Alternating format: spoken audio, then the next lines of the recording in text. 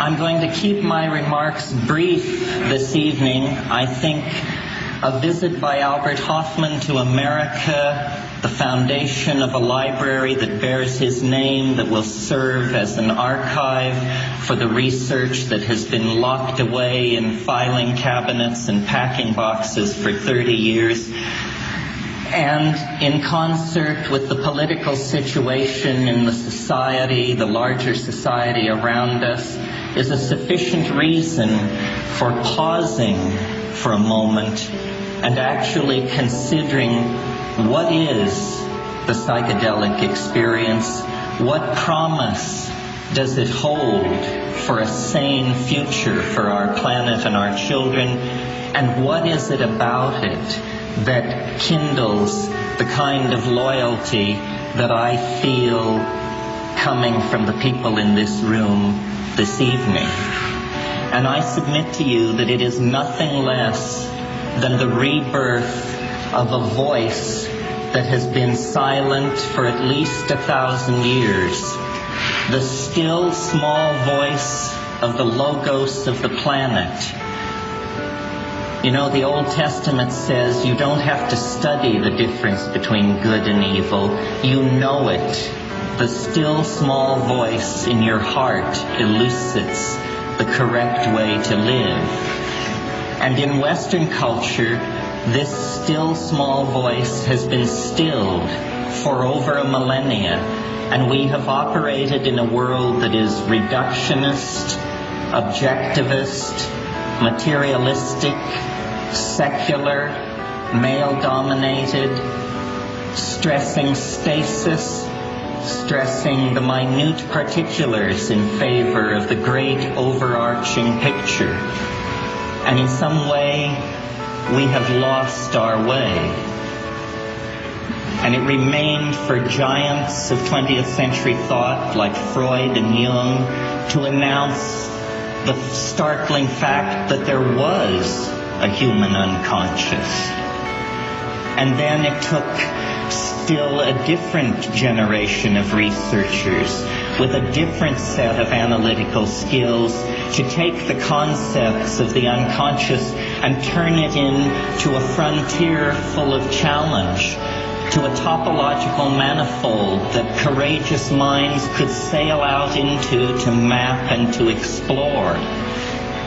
And squarely then, in the path of the materialist, reductionist, crypto-fascist dreams of high-tech industrialism, there emerged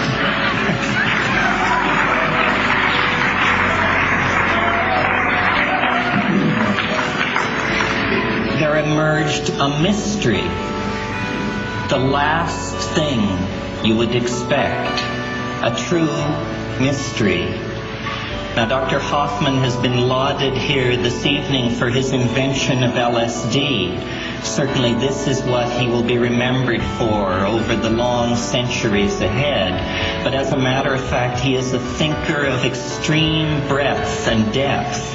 It was he, working with Carl Ruck and Gordon Wasson, who proposed that it was actually psychoactive ergot alkaloids that lay behind the Eleusinian mysteries, and thereby rubbed the nose of classical scholarship in the fact that the foundation and the wellspring of the Western imagination, which was the mystery cults of ancient Greece, that foundation is firmly rooted in a psychedelic experience.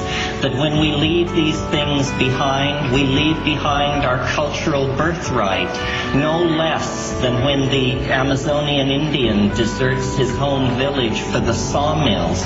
We too were once tribal people who lived in the light of mysteries that came to us mediated by shamans and created out of the magic of the natural world. It was Albert Hoffman who synthesized psilocybin for the first time and described its absolute structural characteristics. This is a man who is astride both the synthetic and natural product chemistry of the 20th century like no one else.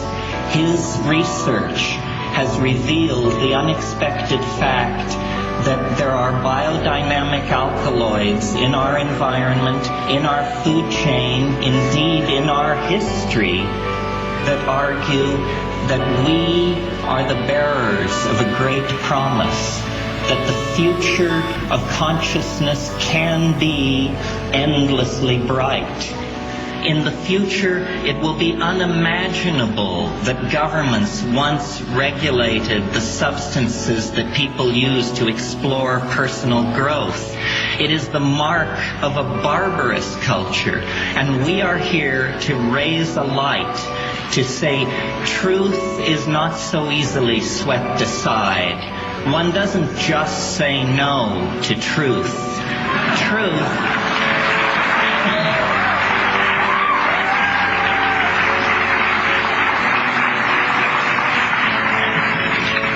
Truth requires engagement, it requires courage, it requires a sense of where we have been and of where we are going.